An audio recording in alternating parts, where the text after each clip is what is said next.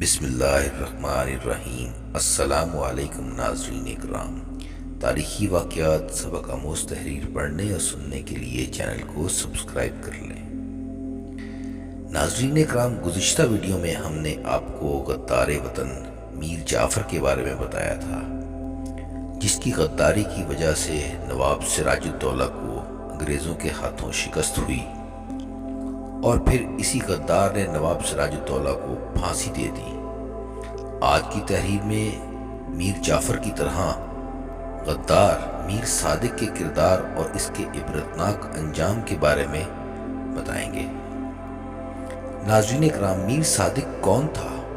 اس کی قبر پر لوگ جوتے اور غلاظت اب تک کیوں پھینکتے ہیں؟ میر صادق کو آخر کار غدار کا لقب کیوں ملا؟ میر صادق نے ٹیپو سلطان کے ساتھ کس وجہ سے غداری کی؟ اس کی غداری کی آخر وجہ کیا تھی؟ کیا اسے منصب کا لالچ تھا یا کچھ اور؟ حالانکہ میر صادق ٹیپو سلطان کا قابل اعتماد، قابل بھروسہ خاص وزیر تھا۔ میر صادق کی وجہ سے ٹیپو سلطان کی موت کیسے ہوئی، اور پھر میر صادق غدار کی موت کس دردناک طریقے سے ہوئی؟ کتنی اذیتوں سے اسے موت کے گھاٹ اتارا گیا؟ ایک غدار اپنے کچھ لالچ کے لیے، کچھ غرض کے لیے اپنے ملک، اپنے وطن سے غداری کرتا ہے، اور پھر اس کا خمیازہ قوم اور ملت کو آنے والے 200 سال تک برداشت کرنا پڑتا ہے۔ ناظرین اکرام، ویڈیو میں آگے بڑھنے سے پہلے آپ سے درخواست کریں گے کہ چینل کو سبسکرائب ضرور کر لیں، تاکہ ایسی آنے والی ویڈیو مستقبل میں آپ تک پہنچتی رہیں۔ ناظرین، تاریخ اپنے اندر وفا اور غداری، خدمت اور دھوکہ دہی، ہر طرح کی مثالیں محفوظ رکھتی ہے، لیکن تاریخ میں کچھ لوگ ایسے عمل کرتے ہیں کہ وہ اپنے بد کردار یا غدار ہونے کی وجہ سے ہمیشہ یاد رکھے جاتے ہیں۔ کچھ یہی حال ہماری برصغیر کی تاریخ کے اس کردار کا بھی ہے، جسے میر صادق کے نام سے ہمیشہ یاد رکھا جائے گا۔ اس کے بارے میں ہماری نوجوان نسل ذرا کم ہی معلومات رکھتی ہے، نہیں جانتی کہ اس شخص کا کردار کیسا تھا۔ ناظرین، میر صادق حیدرآباد دکن کی ریاست کے ٹیپو سلطان کے ساتھ غداری کرنے کی وجہ سے مشہور ہوا۔ یہ سلطان حیدر علی کا بااعتماد مشیر تھا، حیدرآباد دکن کے میر عالم کا بھائی تھا، اجمی نسل سے تھا اور شیعہ فرقے سے تعلق رکھتا تھا۔ میر صادق ہندوستان میں ریاست میسور کے سلطان ٹیپو سلطان کے دربار میں وزیر کے عہدے پر فائز تھا۔ سلطان حیدر علی نے ایک بار میر صادق کو اس کے عہدے سے اس کے خلاف خزانے میں خرد بد کی شکایت کی بنا پر معزول کر دیا گیا تھا، اور بعد میں اس کی تحریری معافی اور اللہ رسول کی قسمیں کھانے کے بعد معاف بھی کر دیا گیا۔ لیکن میر صادق نے اپنی یہ بے عزتی دل میں رکھی اور اپنی توہین کے انتقام کو اپنے دل میں جگہ دے دی۔ میسور کی تیسری جنگ کے بعد ٹیپو سلطان نے کافی اصلاحات کی اور ایک مجلس قائم کی۔ اس مجلس کے قیام کا مقصد یہ تھا کہ عوام میں سلطنت کی ذمہ داری کا احساس پیدا ہو۔ میر صادق نے اس مجلس کے اقدام کو ناکام بنا دیا۔ میر صادق اس قدر مکار اور اثر و رسوخ کا مالک تھا کہ وہ رعایا کے حالات اور دیگر خبریں سلطان تک پہنچنے ہی نہیں دیتا تھا۔ اسی وجہ سے تیسری اور چوتھی اینگلو اور میسور کی جنگ میں ٹیپو سلطان کے لشکر کو شکست ہوئی۔ میر صادق کے بارے میں یہ مصدقہ اطلاعات تھیں کہ اس نے جنگ کے دوران ٹیپو سلطان کے ساتھ غداری کی اور ایسٹ انڈیا کمپنی سلطنت برطانیہ کا ساتھ دیا۔ سری رنگا پٹم کی جنگ اور محاصرے کے دوران آخری دن 4 مئی 1799 عیسوی کو جب ٹیپو سلطان کے فرانسیسی سپاہی نے ٹیپو سلطان کو پیچھے ہٹنے کا مشورہ دیا تو سلطان اپنے سپاہیوں کے ساتھ قلعے کی طرف واپس آئے، تو میر صادق نے قلعے کے دروازے اندر سے بند کر دیے اور انگریزوں کو اطلاع پہنچا دی کہ سلطان اس وقت قلعے کی فصیل کے باہر موجود ہے۔ اس کا نتیجہ یہ نکلا کہ انگریز فوج نے 3 طرف سے ٹیپو سلطان اور اس کے بہادر سپاہیوں کو گھیر لیا اور ان پر بے دریغ گولیاں برسانا شروع کر دی۔ تینوں طرف سے گھر جانے کے بعد گولیاں برسنے سے اس روز میسور کی جنگ میں ٹیپو سلطان اپنے بہادر ساتھیوں کے ساتھ شہید ہو گئے۔ ٹیپو سلطان اتنے بہادر اور دلیر جنگجو تھے کہ ان کی شہادت کے بعد انگریز فوجیوں نے بھی اپنی ٹوپیاں اتار کر ٹیپو سلطان کو سلیوٹ کیا۔ ٹیپو سلطان کی شہادت کے بعد اسلامی ریاست میسور ختم ہو گئی اور اس پر انگریزوں کا قبضہ ہو گیا۔ اس کے بعد میر صادق کو میسور کی رعایا نے بےایمانہ طریقے سے قتل کر دیا اور اس کی لاش پر غلاظت اور گندگی پھینکنے لگے۔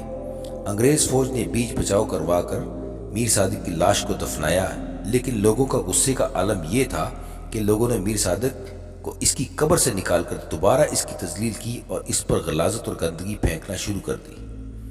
جس روز ٹیپو سلطان کی شہادت ہوئی اس روز وہ وضو کر کے اپنے محل سے باہر آئے، ایک درخت کے نیچے نماز ظہر ادا کی، وہیں پر دوپہر کا کھانا منگوایا۔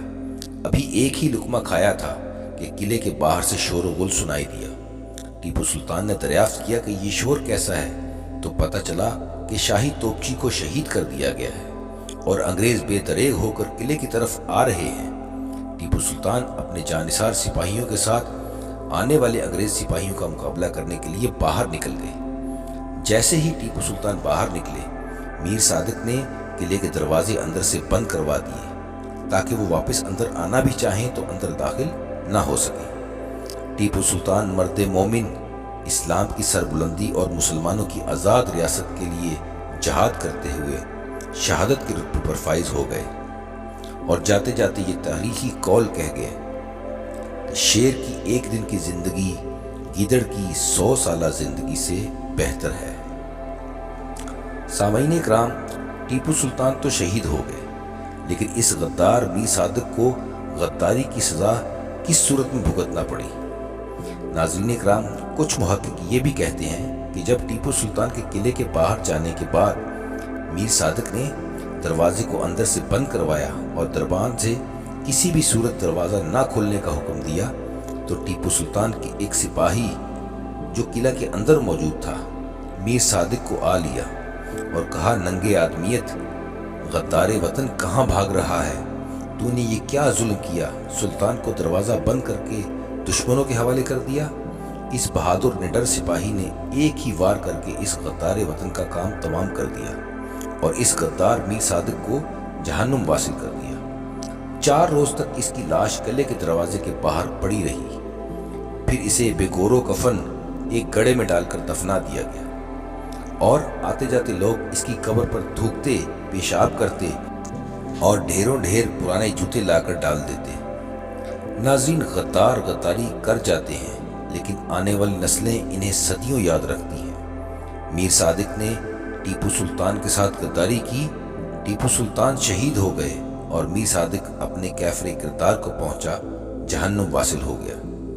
یہ بھی کہا جاتا ہے کہ ٹیپو سلطان کے ساتھ غداری کرنے والے میر صادق کی نسلوں کو انگریز سرکار وظیفے دیتی رہی، مگر وظیفہ دینے کے لیے جب انہیں پکارا جاتا تو آواز بلند ہوتی، میر صادق غدار کے وارث حاضر ہوں۔ ناظرین، غدار میر صادق اور اس کی آل کا کیا حال ہوا یہ تو آپ نے جان لیا۔ اب بات کرتے ہیں شیر میسور ٹیپو سلطان شہید کی کہ ان کی شہادت کے بعد ان کے لاش کے ساتھ کیا ہوا۔ ٹیپو سلطان کی شہادت کے بعد انگریز سرکار نے ان کی لاش کے ساتھ کیا سلوک کیا؟ شیر کی ایک دن کی زندگی گیدڑ کی 100 سالہ زندگی سے بہتر ہے، یہ قول کہنے والے ٹیپو سلطان شہید بر صغیر میں انگریزوں کے خلاف جہاد کرنے والے آخری سلطان تھے۔ کہا جاتا ہے کہ جب ٹیپو سلطان شہید ہو گئے تو غلام علی لنگڑا، میر صادق اور دیوان پورنیہ جیسے غداران وطن خوف اور دہشت دل میں چھپائے ٹیپو سلطان کی موت کی خوشی میں انگریز افسران کے ساتھ فتح کے جام پی رہے تھے اور ان کے چہرے پر غداری کی پھٹکار برس رہی تھی۔ ٹیپو سلطان کے لیے قبر تیار کی گئی۔ جیسے ہی قبر کی تیاری مکمل ہوئی، آسمان بھی رونا شروع ہو گیا اور بارش برسنے لگی۔ ایسا لگتا تھا جیسے سلطان کی شہادت پر آسمان بھی اپنے آنسو بہا رہا ہے۔ قبر کے اوپر شامیانہ لگایا گیا تاکہ تدفین کا عمل مکمل ہو سکے۔ انگریز جنرل ویلنگٹن کے حکم پر ٹیپو سلطان کا جنازہ پورے فوجی اعزاز کے ساتھ محل سے قبرستان تک پہنچایا گیا۔ فوجیوں کی 2 قطاروں نے بر صغیر کے عظیم بہادر محب وطن شیر جنرل اور سپوت کو سلامی پیش کی۔ ریاست میسور کے گلی کوچوں میں غم کا عالم تھا۔ بچے اور بڑے سبھی غم سے نڈھال تھے، آہو بکا کر رہے تھے۔ چاہے ان کا تعلق کسی بھی مذہب سے ہو، سبھی رنجیدہ تھے، اپنے عظیم سلطان کے غم میں ماتم کر رہے تھے اور ایسا لگتا تھا کہ आसमान भी सुल्तान के गम में आंसू बहा रहा है। अंग्रेज फौजियों ने आखिरी राउंड फायर किए और बर्रे सगीर के अजीम सपूत टीपू सुल्तान को वतन की मिट्टी के हवाले कर दिया, दफना दिया गया। सुल्तान का आखिरी दीदार करने वाले कहते हैं कि सुल्तान के चेहरे पर मुस्कुराहट फातिहाना थी। आज भी लाखों मुसलमान टीपू सुल्तान की कब्र पर हाजिरी देते हैं और इनके लिए फातिहा पढ़ते हैं और गद्दारे वतन मीर सादिक की कब्र पर थूकते और जूतियां बरसाते हैं। नाज़रीन इकराम, अगर आपको वीडियो अच्छी लगी है तो इसको लाइक कीजिए, चैनल को सब्सक्राइब ज़रूर कीजिए और अपने कमेंट से हमें ज़रूर आगाह कीजिएगा। अस्सलामु अलैकुम, खुदा हाफिज़।